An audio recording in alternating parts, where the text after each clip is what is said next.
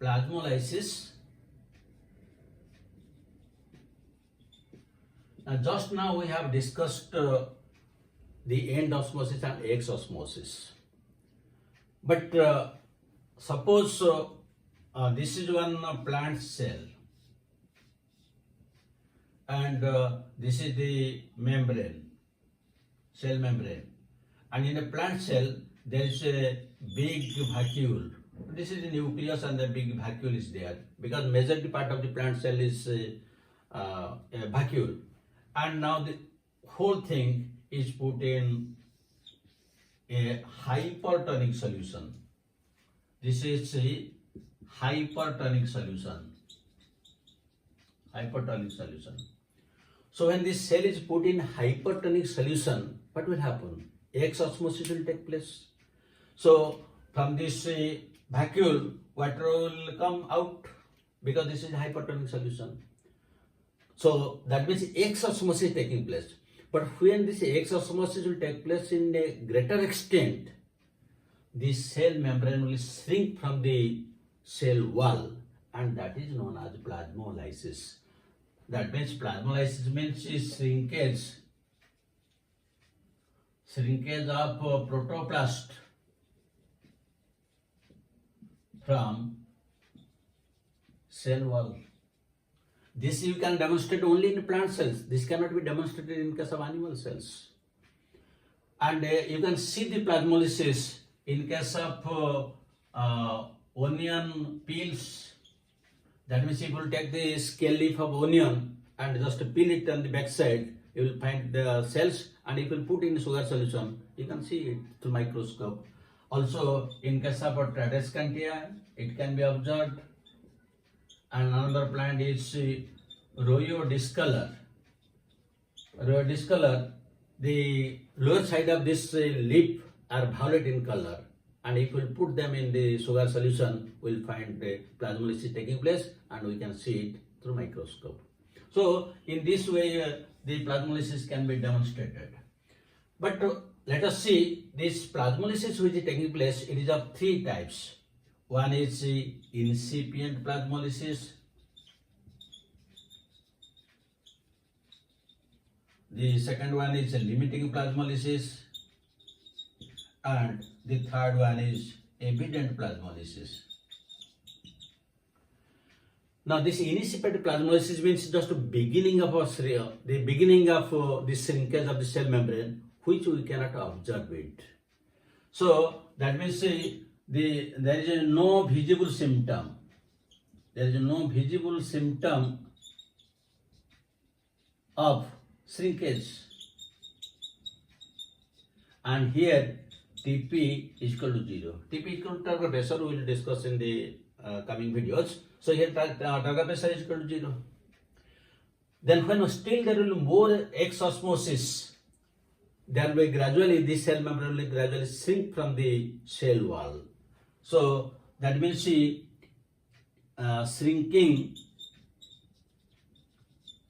of protoplast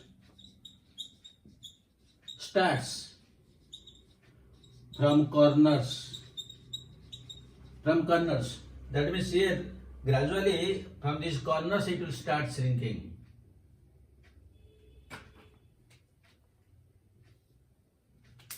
Now at the corner it will start shrinking. That means here it is shrinkage has started, and here Tp is equal to negative. That means it has started losing water. When the evident plasmolysis will take place, when this will completely shrink and the protoplasm will be in one side only. That means there is no water in the vacuole. So in this case, Tp is equal to also negative, or you can tell Tp is more negative than the limiting. So in this case, the entire protoplast is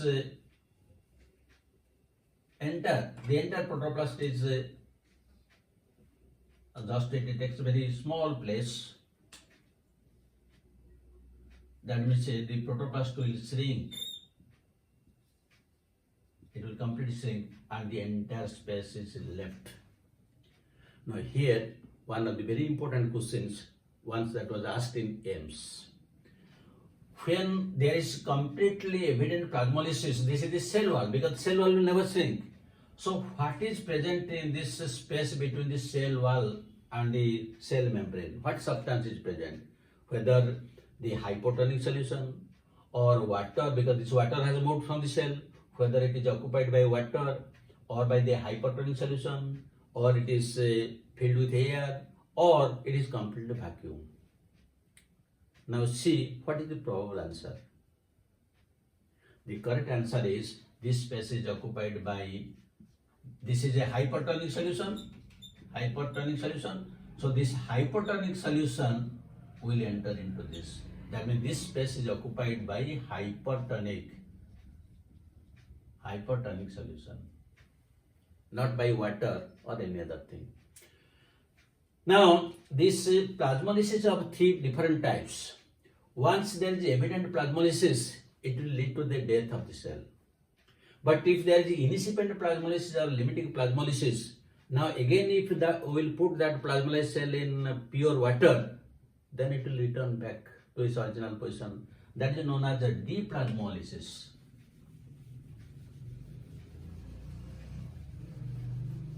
Deplasmolysis.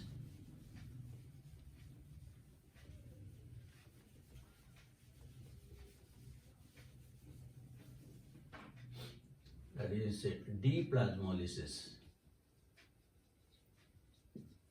That means it will return to its original condition, provided it is in incipient or limiting. Evident plasmolysis never returns back because it will lead to the death of cell. Then the next thing is, what is the significance of this osmosis? Significance. Number one significance is the osmotic pressure of the plant cell is measured by plasmolytic method. This is a common experiment carried out by students continuing in the BSc. So, how it is calculated? Now, usually it is calculated by applying the formula OP is equal to CRT. OP is equal to osmotic pressure, C is equal to concentration of the cell, R is equal to universal gas constant, and this temperature is that Kelvin temperature. So, once you get the concentration, then automatically this R and T are known, so osmotic pressure can be calculated. So, how it is done? Usually, as I have told you that the rhoeodiscal leaves are taken, they are peeled, or onion scale leaves are taken, they are peeled, and they are put in different sugar solutions like 0.1, 0.2, 0.3, 0.4 like that. And after a particular period, suppose 1 hour or 2 hours, they are observed through the microscope.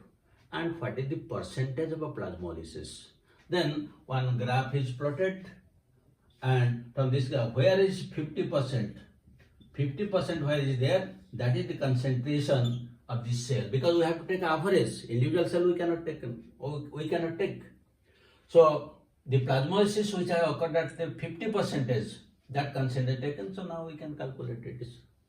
So this is very common one, and this is the importance of the plasmolysis. The second important point is whether a cell is living, whether the cell is living or dead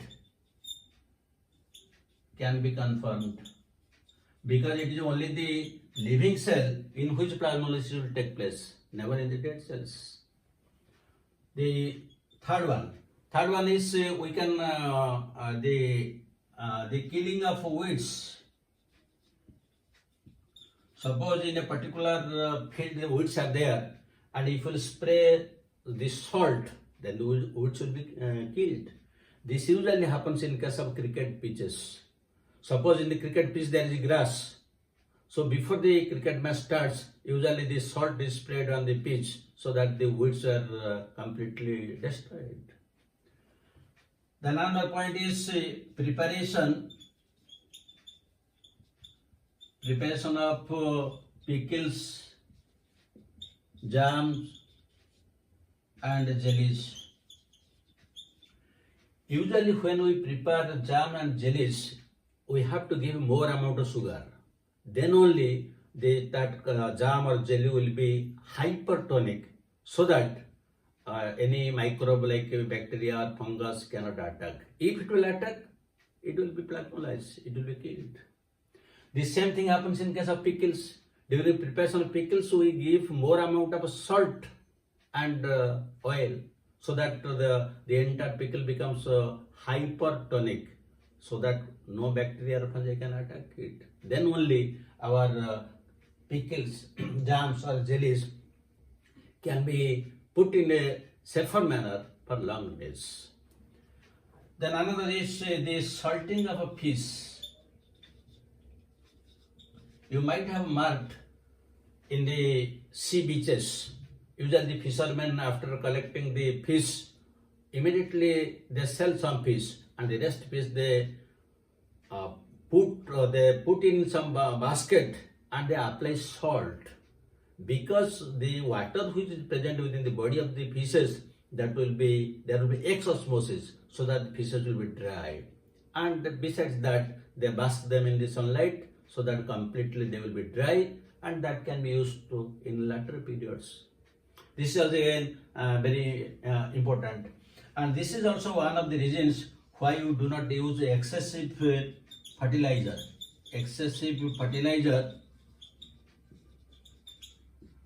is not used, because if a plant will give more amount of fertilizer, then the soil solution will be hypertonic, and in that case, instead of absorbing water, the plant will lose water and the plant will die. So this is what is about osmosis and the different aspects of endosmosis, exosmosis, isotonic, and hypotonic, and plasmolysis. So these things are very important from examination point of view. Let us discuss questions.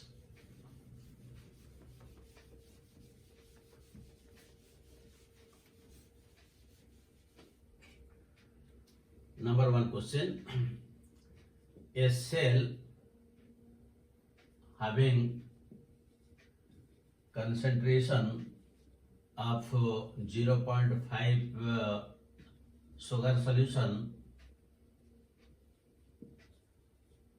was kept in a salt solution of 0.5 concentration, molar concentration. These are molar concentration.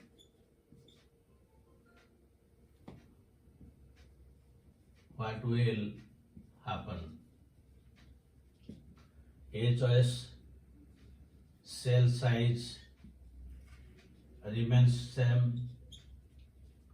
B choice, cell size increases. C choice, cell size decreases. And D choice, anything may happen. Now second question: when find out the wrong statement with respect to osmosis. A choice, solvent moves from its higher concentration to lower concentration.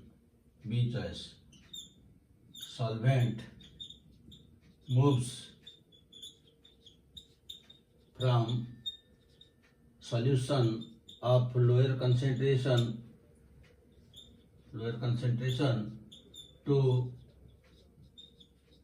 higher concentration. C choice, solute moves from higher to lower concentration. D choice, none of the above. So these are the type of standard questions which are usually asked. I hope now a very clear understanding of osmosis and the different aspects of osmosis and plasmolysis. These are very important from examination point of view. So thank you very much for watching it. God bless you. Have a good day.